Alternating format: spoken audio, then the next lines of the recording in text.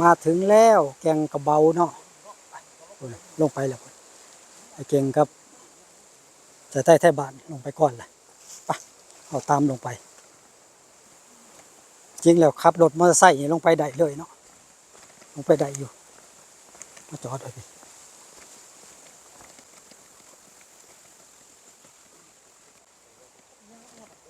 นี่แกงกระเบาจริงแล้วเอารถลงไปจอดพุ่นได้เด้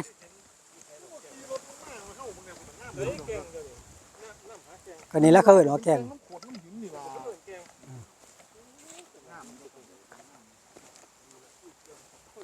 ปลูกหญ้าเลี้ยงงัวได้นี่เนาะเห็นบ่คือต้นข้าวโพดหญ้าหญ้าเนาะหญ้าเลี้ยงงัวมาเที่ยวถ้าเป็นนาแรงมันจะไปพุ่นได้เลยน้ำไหลแห้งได้ตรงนี้ไหลแห้งแห้งแกงกระเบา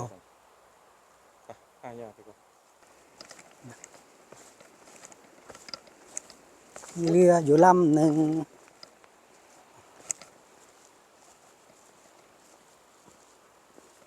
นี่สิมีร้อยพระบาทอยู่เนาะ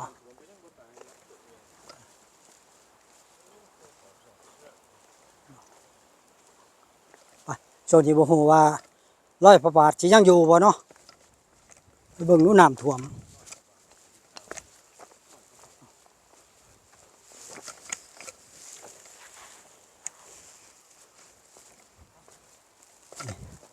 ถ้าน้ำบ่ท่วมเลยมันสิได้เห็นอยู่เพิ่นเขียนไว้อยู่บ่อันนี้เพิ่นเขียนไว้ทางไปที่จริงน่ะสิมีเพิ่นเขียนไว้หลายอย่างอยู่แต่ว่าน้ำมันอันนี้มันก็เลยลบไปเอาเด้อระวังโตนี่ไต่ไปนั่นนี่แหละ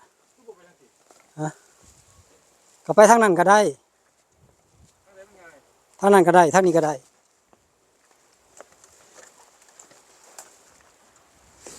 ไปแบบแอดเวนเจอร์หน่อยตัวนี้เป็นตาทำที่หากจะได้เยอะนี่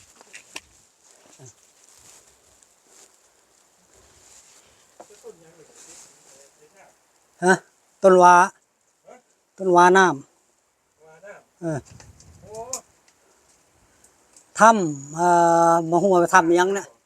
ตัวนี้เขาเพิ่งเอิ้นทำเหมือนกันได้นี่ผมเขียนไว้เจ้าเป็นทำยังบุกผมเขียนไว้ทำนรกทำยังบุอะไรนี่นี่เด้ทำนั่งล่อทำนั่งล่อแม่นจำได้อยู่จริงจำได้ทำนั่งล่อตรงนี้เหมือนนะครูเบิ่งบอกข้าก็ว่าทำนรกคือว่า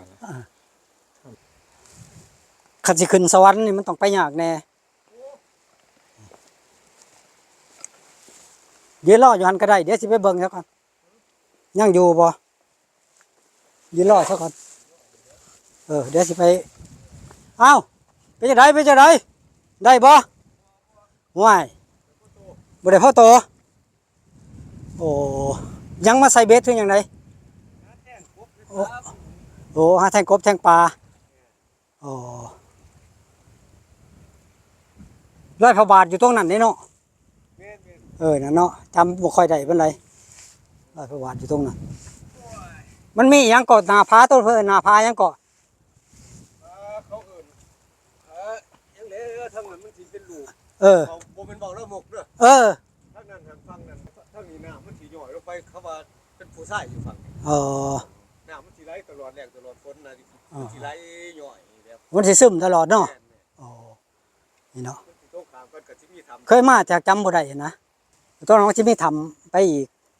ที่มีนาพาเนาะนาพาต้องสั้นดีเนาะสูงนี่เนาะเป็นมาหาปลาหากบแต่กบแทงปลาบ่ได้สัตว์ได้หอยหน่วยนึงไปต่อระวังเด้อเนาะเพิ่นเดี๋ยวก็มาอยากเห็นแล้วก็ต้องมาหอดแล้วก็ต้องไปให้เห็นนี่ได้นู่น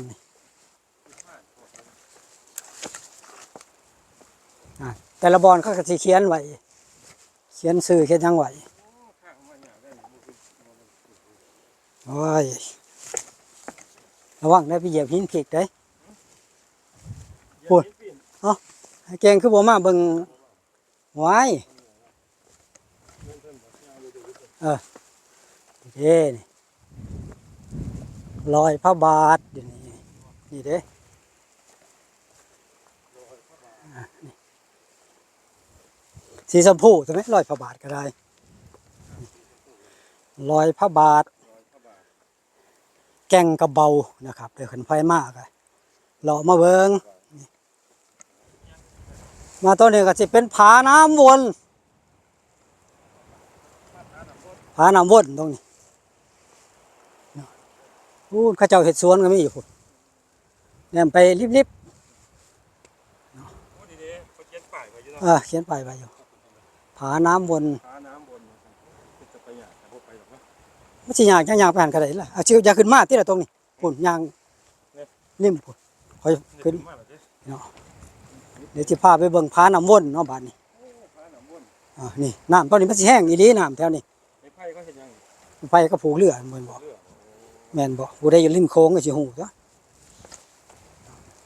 ระวังนี่เด้อล่ะคำนี่เด้อขาอย่าอ่อนเด้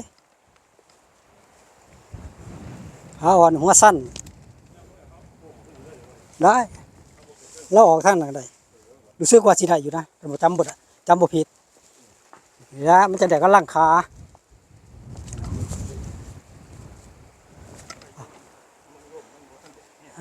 นี่ผาน้ำวนม่อนพระสงฆ์เพิ่นว่านี่มนต์พระสงฆ์ม่อนพระสงฆ์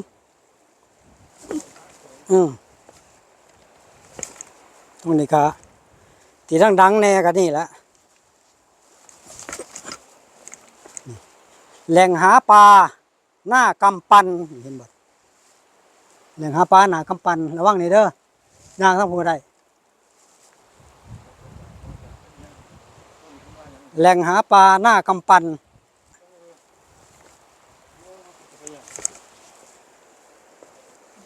ระวังเนาะนี่ตรงนี้มันจะเป็นถ้ำลงหอดโค้งผม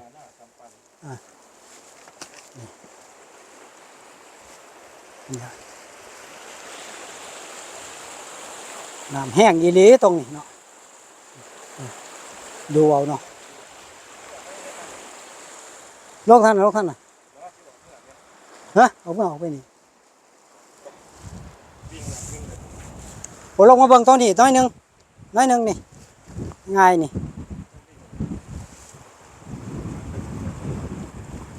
ถ้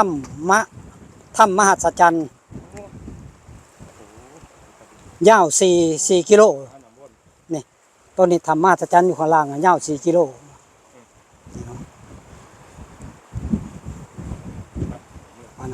ให้ลงไปนี่ก่อนอันนี้จักหน่อยก่อนต้นนี้จะเป็นล้าน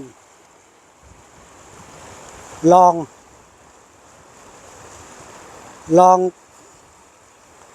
งก้ายังไงวางหาปลาเนาะอ่านบอกเนาะผู้ได้อ่านออกบางนี้เนาะนี่เป็นล้านกว่าเนาะ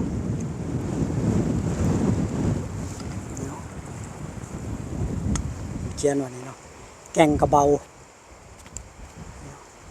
แต่ว่ามันอ่านบอกแล้วตอนนี้มันเขียนไว้หน้าผานี่เนาะมันผู้ได้มาเนาะมาตรงนี้ไปนี่เนาะอันมาทางนี้ก็จะเป็นน้ำแห้งตรงนี้แห้งครับนี่นะครับอันนี้ตัวนี้ผมก็เขียนไว้อยู่เนาะแต่ว่าทำยังเนาะมันหลบเนาะอยู่น้ำร้ายว่าสั่นขึ้นมาจากแก่งกระเบานี่นะแกงกระเบากับผ้ามาเบิ่งละมื้อนี้ผ้ามาเลาะละ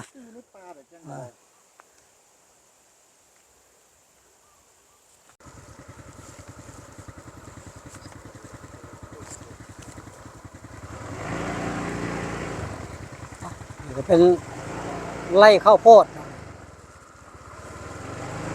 มาไล่ข้าวโพด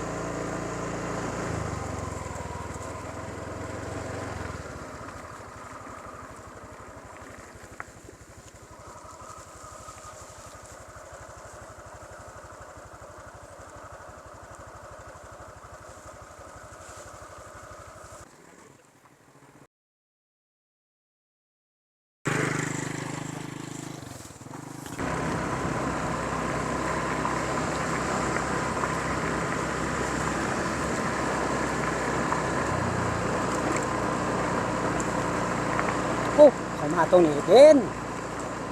เย็นจริงๆ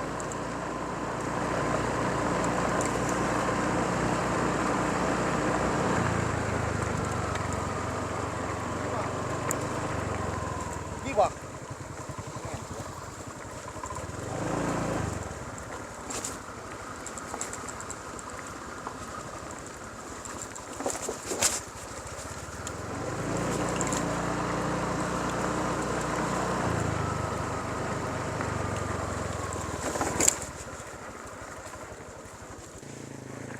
ไป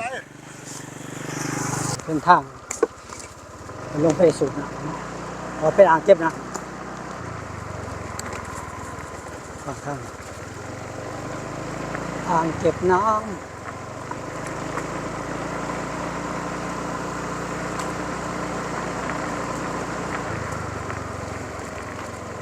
นี่แต่ดอกบัวเนาะ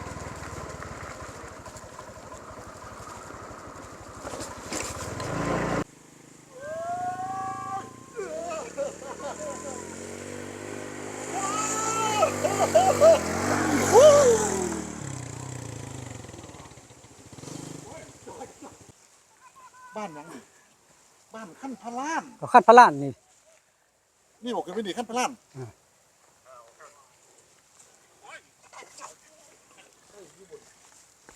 ผมอยู่บ่ นี่แหละ เอาเมื่อกี้มาล้านฮอดพี่บ่ แกงกะเบาแต่เฮิงละมั่งนี่ บ้านคันพะล้านตำบลนาตาลอำเภอเขมราชจังหวัดอุบลราชธานีพี่น้องสั่งเมื่อพ่อส2527ครับวันที่15ตัวหนังสือ โอ้ยยังสิไปคู่บ้านอยู่เขาเศร้าใส่แล้วป้ายนี่ฮะ เพราะว่านี่มันเป็นป้ายเก่าด้วยครับรถมือนี่มันเป็น พูด ตำบลนาตาลอำเภอนาตาลแล้วครับผมตอนป้ายนี่เป็นป้ายของตาอำเภอขึ้นมา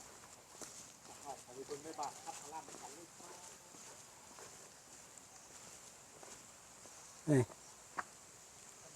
อำเภอหน้าตาลนี่เห็นตัวนี้